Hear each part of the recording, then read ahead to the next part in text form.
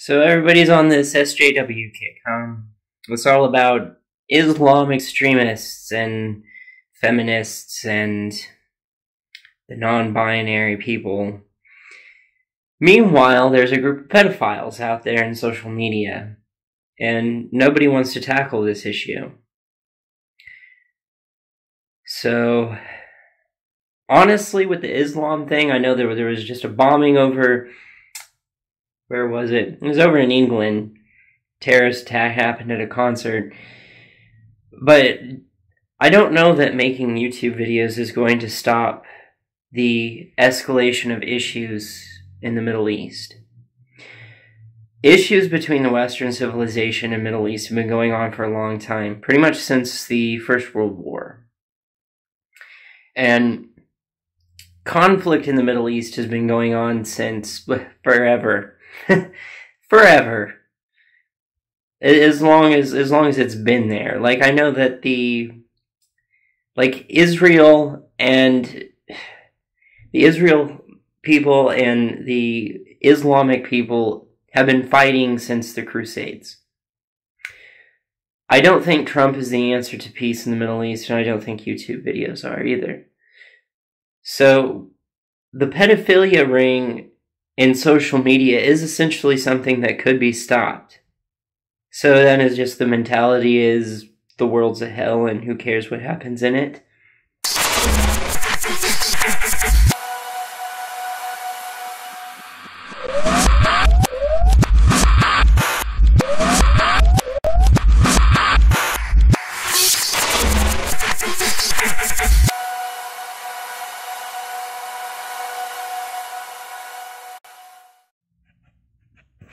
Okay, we are recording already. Oops, there we go. Okay, so welcome back, everyone. I really wanted to tackle this pedophilia problem because it is a problem. It's fucked up.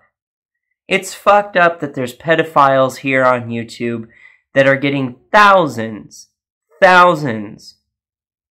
of views, and the like to dislike ratio, the like is way more prominent than the dislike.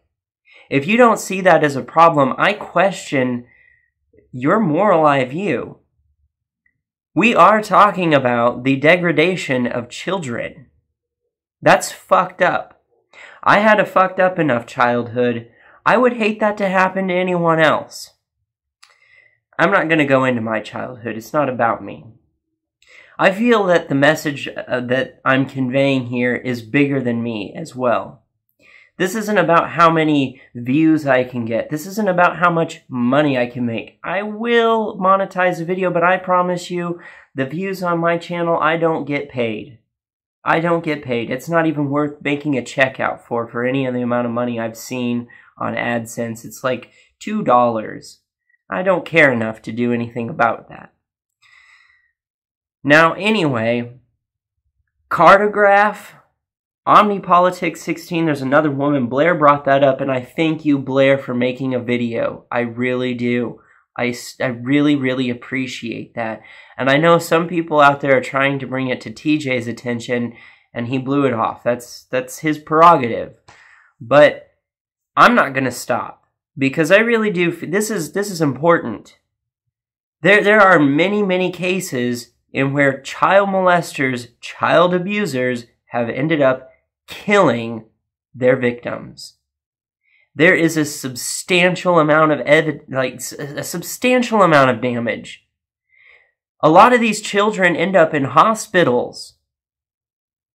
There was a case file of these two guys that adopted a child in Australia that put this child into a child pornographic ring where they were selling child pornography in a ring. And it was just disturbing and disgusting, the things that they had taught this child to do. He had to go through years and years and years of psychological evaluation and treatment because of the horrific things that child had undergone and seen and went through. No. We are not normalizing pedophilia. It's not happening. It's not something that's just, well, okay. And I agree. What's going on in the Middle East is fucked up. The SJWs and their PC narrative, it's fucked up. But this is really fucked up. And you can make arguments to the SJWs and you can make arguments to the Islamic terrorists all day, and you're not going to see a change. And granted, you can make arguments against pedophilia. That doesn't mean that it's going to go away.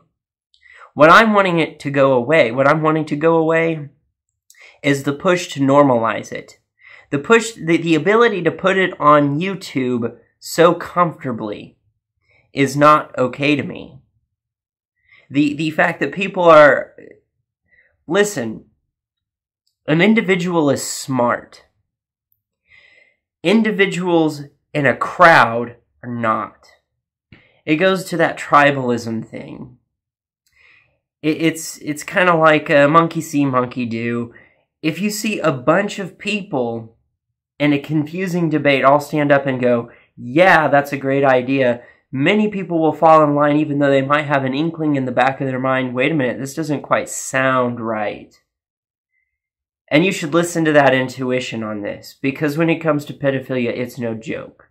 I may not have a problem with it if I went to these YouTube channels or the hashtag heart progress and saw more dislikes than likes. If I saw an abundant amount of, like, comments of, you're fucked up, I may not have as much of a problem with it, because I'm very much for social parietism. I'm for the idea of ostracization, of society looking at something and together mockingly say, no, that's fucked up. Because ultimately, as it's been shown in the past in older civilizations, it's very effective. It's a very effective tool. And then never mind. Anyway, one of the arguments that they keep making, that Cartograph makes in particular, is an evolutionary standpoint. First of all, that doesn't make sense, because from an evolutionary standpoint, no. It doesn't make sense to try and mate with something that is incapable of reproduction. That doesn't make sense. And despite what those assholes say, it's not as common in the animal kingdom, and I keep saying it, it's not as common in the animal kingdom as you think it is. And even if it was, so what? We not only evolve physically, we evolve mentally. There's a thing called psychological evolution. That exists. Look it the fuck up.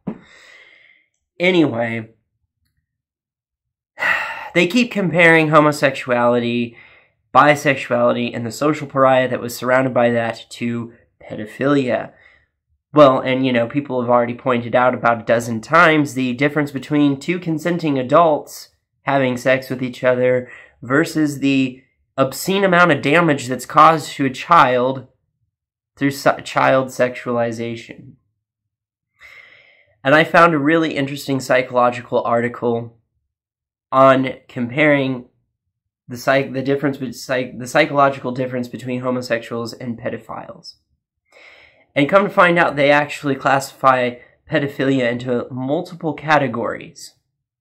There's pedophiles, and there's kind of two different types of pedophiles.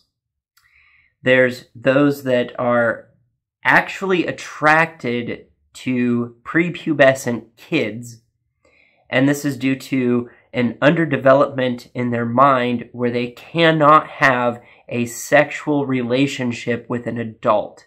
They are basically stifled in their development to be able to relate psychologically to an adult on an appropriate level, so they regress to the attraction to adolescents or prepubescent. Now, the ones that regress to adolescent are known as hebephiles. I didn't know about that. But they also showed that sexual orientation is different, is very, very different than pedophilia in this article. I'm going to go ahead and switch to this clip so you can see me reading this article to you. So here we go. Members of disliked minority groups are often stereotyped as representing a danger to the majority's most vulnerable members. For example, Jews in the Middle Ages were accused of murdering Christian babies in ritual sacrifices. Black men in the United States were often lynched after being falsely accused of raping white women. In similar fashion, gay people have often been portrayed as a threat to children. Back in 1977, when Anita Bryant campaigned successfully to repeal a Dade County, Florida, ordinance prohibiting anti-gay discrimination, she named her organization Save Our Children and warned that a particularly deviant-minded gay teacher could sexually molest children. Bryant, 1977, page 114. Bibliographic references are on a different webpage. In recent years, anti-gay activists have routinely asserted that gay people are child molesters. This argument was often made in debates about the Boy Scouts of America policy to exclude gay scouts and scoutmasters. More recently, in the wake of Representative Mark Foley's resignation from the U.S. House of Representatives in 2006, anti-gay activists and their supporters seized the scandal to revive this canard. It has also been raised in connection with scandals about the Catholic Church's attempts to cover up the abuse of young males by priests. Indeed, the Vatican's early responses to the 2002 revelations of widespread church cover-ups of sexual abuse by priests was to declare that gay men should not be ordained. The number of Americans who believe the myth that gay people are child molesters has declined substantially. In a 1970 national survey, more than 70% of respondents agreed that the assertions that homosexuals are dangerous as teachers or youth leaders because they try to get sexually involved with children, or that homosexuals try to play sexually with children if they cannot get an adult partner. By contrast, in 1999 national poll, the belief that most gay men are likely to molest or abuse children was endorsed by only 19% of heterosexual men and 10% of heterosexual women. Even fewer, 9% of men and 6% of women regarded most lesbians as child molesters. Consistent with these findings, Gallup polls have found that an increasing number of Americans would allow gay people to be elementary school teachers. For example, the proportion was 54% in 2005 compared to 27% in 1977. Even though most Americans don't regard gay people as child molesters, confusion remains widespread in this area to understand the facts. It is important to examine the results of scientific research. However, when we evaluate research on child molestation, our task is complicated by several problems. One problem is that none of the studies in this area have obtained data from a probability sample, that is a sample that can be assumed to be representative of the population of all child molesters. Rather, most research has been conducted only with convicted perpetrators or with pedophiles who sought professional help. Consequently, they may not accurately describe child molesters who have never been caught or who have not sought treatment. A second problem is that the terminology used in this area is often confusing and can even be misleading. We can begin to address that problem by defining some basic terms. Pedophilia and child molestation are used in different ways. Even by professionals, pedophilia usually refers to an adult psychological disorder characterized by a preference for prepubescent children as sexual partners.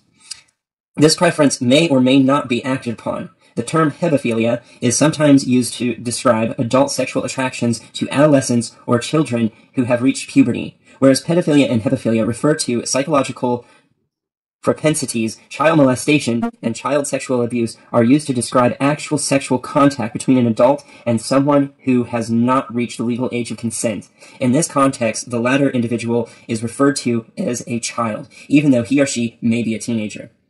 Although the terms are not always applied consistently, it is useful to distinguish between pedophiles and hebephiles, the child molesters/abusers. Pedophilia and hebephilia are diagnostic labels that refer to psychological attractions. Not all pedophiles and hebephiles actually molest children, and adults can be attracted to children or adolescents without ever actually engaging in sexual contact with them. Child molestation and child sexual abuse refer to actions and not imply a particular psychological makeup or motive on the part of the perpetrator. Not all incidents of child sexual abuse are perpetrated by pedophiles or hebephiles. In some cases, the perpetrator has other motives for his or her actions and does not manifest an ongoing pattern of sexual attraction to children. Thus, not all child sexual abuse is perpetrated by pedophiles or hebephiles, and not all pedophiles and hebephiles actually commit abuse. Consequently, it is important to use terminology carefully. Another problem related to terminology arises because sexual abuse of male children by adult men is often referred to as homosexual molestation. The adjective homosexual or heterosexual when a man abuses a female child refers to the victim's gender in relation to that of the perpetrator. Unfortunately, people sometimes mistakenly interpret it as referring to the perpetrator's sexual orientation.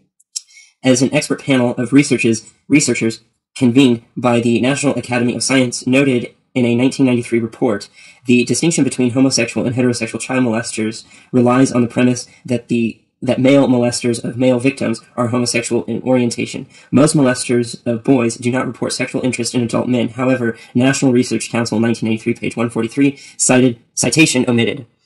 To avoid this confusion, it is preferable to refer to men's sexual abuse of boys with a more accurate label of male-male molestation. Similarly, it is preferable to refer to men's abuse of girls as male-female molestation. These labels are more accurate because they describe the sex of the individuals involved, but not implicitly convey unwarranted assumptions about the perpetrator's sexual orientation.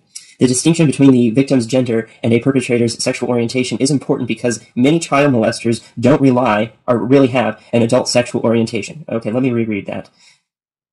The distinction between a victim's gender and a perpetrator's sexual orientation is important because many child molesters don't really have an adult sexual orientation. They have never developed the capacity for mature sexual relationships with other adults, either men or women. Instead, their sexual attractions focus on children, boys, girls, or children of both sexes.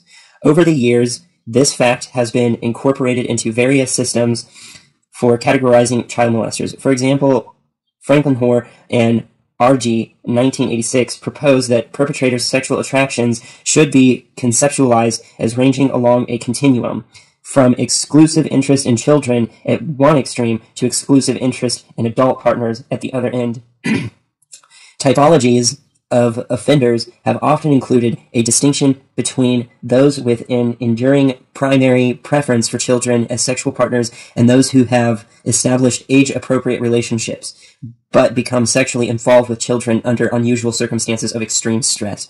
Perpetrators in the first category, those with a more or less exclusive interest in children, have been labeled fixated. Fixation means a temporary or permanent arrestment of psychological maturation resulting from unresolved formative issues which persist and underline the organization of subsequent phases of development. Groth and Birnbaum, 1978, page 176. Many clinicians view fixated offenders as being stuck at an early stage of psychological development. By contrast, other molesters have described as regression is a temporary or permanent appearance of permanent behavior after more mature forms of expression have been attained, regardless of whether the immature behavior was actually manifested earlier in the individual's development. Goth and Burnham, 1978, page 177. Regressed offenders have developed an adult sexual orientation, but under conditions such as extreme stress, they return to an earlier, less mature psychological state and engage in sexual contact with children. Some typologies of child molesters divide the fixation-regression distinction into multiple categories, and some include additional categories as well, e.g. Knight, 1989. For the present discussion, the important point is that many child molesters can be meaningfully described as homosexuals, heterosexuals, or bisexuals, in the usual sense of those terms, because they are not really capable of a relationship with an adult man or woman. Instead of gender, their sexual attraction are based primarily on age. These individuals, who are often characterized as a fixated or attracted to children, not to men or women, using the fixated regression distinction, Groth and Birnbaum, 1978, studied 175 adult males who were convicted in Massachusetts of sexual assault against children. None of the men had an exclusively homosexual adult sexual orientation. 47%, were classified as fixated. 70 others, 40%, were classified as regressed adult heterosexuals. The remaining 13%, were classified as regressed adult bisexuals. Of that last group, Groth and Birnbaum observed that in their adult relationships they engaged in sex on occasion with men as well as with women. However, in the In no case did this attraction to men exceed their preference for women. There were no men who were primarily sexually attracted to other adult males. Page 180. Other research has taken different approaches, but have similarly failed to find a connection between homosexuality and child molestation. Dr. Kroll, Jenny, and her colleagues reviewed 352 medical charts representing all of the sexually abused children seen in the emergency room or child abuse clinic of Denver Children's Hospital during 1 year period from July 1st, 1991 to June 30th of 1992.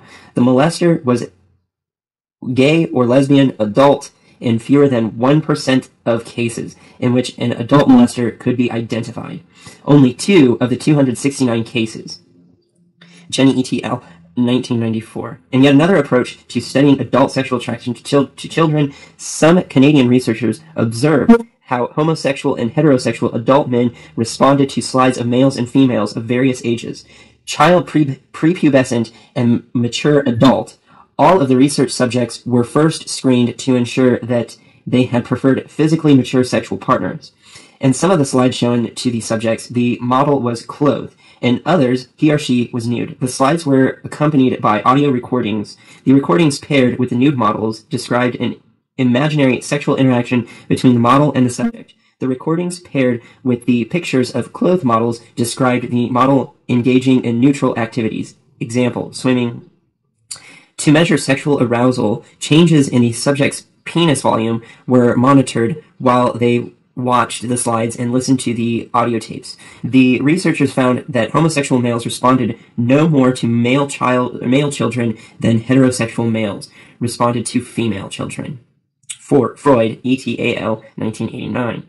In summary, each of these studies failed to support the hypothesis that homosexual males are more likely than heterosexual men to molest children or to be sexually attracted to children or adolescents, reflecting the results of these and other studies as well as a clinical experience. The mainstream view among researchers and professionals who work in the area of child sexual abuse is that homosexual and bisexual men do not pose any special threat to children. For example, in one review of the scientific literature noted by authority Dr. A. Nicholas Croft wrote, "Are homosexual adults in general sexually attracted to children? And are pre-adolescent children at greater risk for molestation from homosexual adults than from heterosexual adults? There is no reason to believe so. The research to date all points to there being no significant relationship between a homosexual lifestyle and child molestation.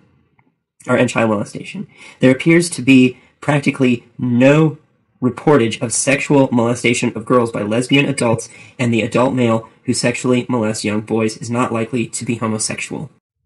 Now, that being said, I hope it's abundantly clear that pedophilia, hebephilia, or just people who have committed sex crimes against children, there is an immense difference between being homosexual, bisexual, heterosexual, and what an actual pedophile or hebephile or somebody who committed an actual sex crime against a minor. And with that, I would love to see comments below.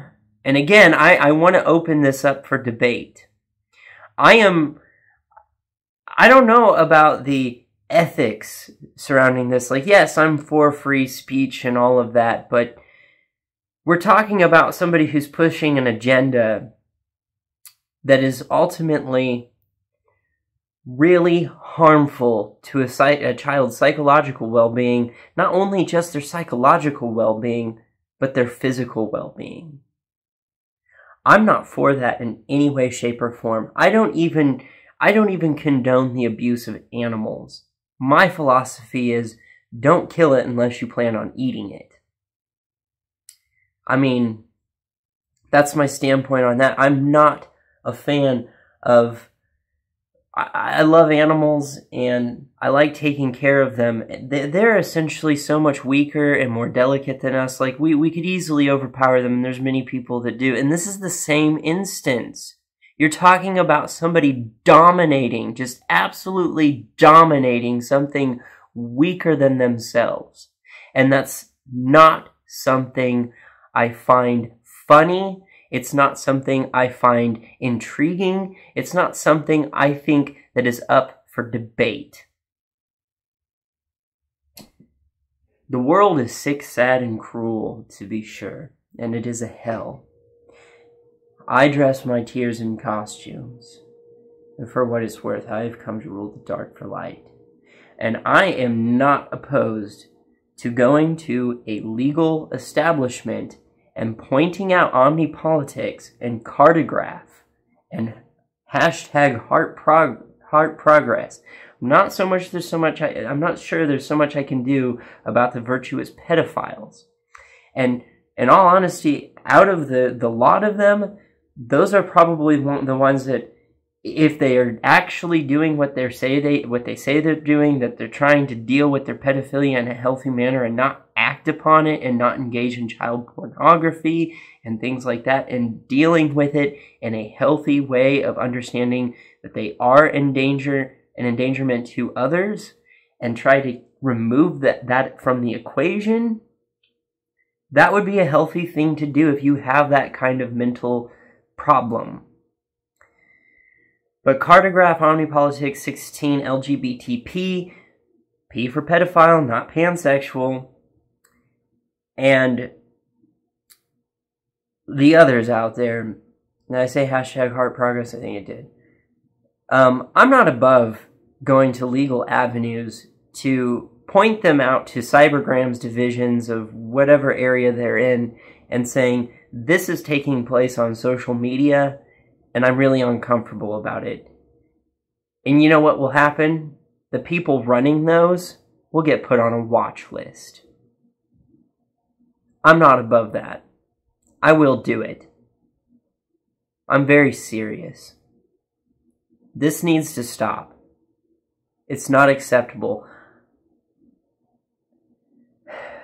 Maybe on another video, I'll go through my story on how I know how dangerous this is. I had to turn a pedophile in before. They're dangerous. Especially when they're active. If they're looking at the pornography and you think to yourself, well, it's just pornography. Think again. Think about the children that had to do what they did to get into that pornography. Think about the damage that's already been done. And think about this. It works in a concessive stage. You can learn about this in criminal psychology. First, they start looking at the pornography. That becomes not enough. Then they seek out the act. Eventually, it results in death and hospitalization of a child somewhere. That's fucked. That's seriously fucked. And I'm not trying to proclaim that I'm like this guru of moral high ground. None of us are. But we as a society have agreed. We have agreed as a society, no matter if you're in a subculture, counterculture, whatever, the majority of the population has agreed that is not acceptable. And there's reasons why. A multitude of reasons, a facet of reasons why it's unacceptable. Period. And stop comparing pedophilia to bestiality. Bestiality is pretty fucked.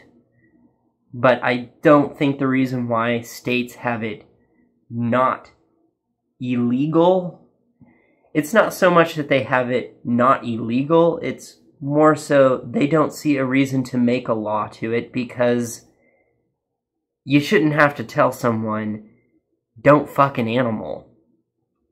And I think a lot of, well, really conservative, really Christy people, they don't make a law in an aspect of the bestiality thing because they don't really hold animals in that high of a regard. We eat them. So fuck it. Like, I mean, there's people who live down south that shoot cats for fun, which I'm against, but it happens. We're at the top of the food chain. I think that's kind of their perspective on it, is we're at the top of the food chain. Fuck it, who cares? It's an animal. I think that's the thought process that goes on when they don't make law saying, don't fuck an animal. And there are people that do it anyway in those states, and there are people that have been killed because they decided it'd be a good idea to have sex with a horse. And they get impaled, and they die. And they deserve it. But anyway, with that being said, like, share, subscribe, comment, hit the bell button on any channel you're subscribed to or that you want to subscribe to. And with that, I'm out.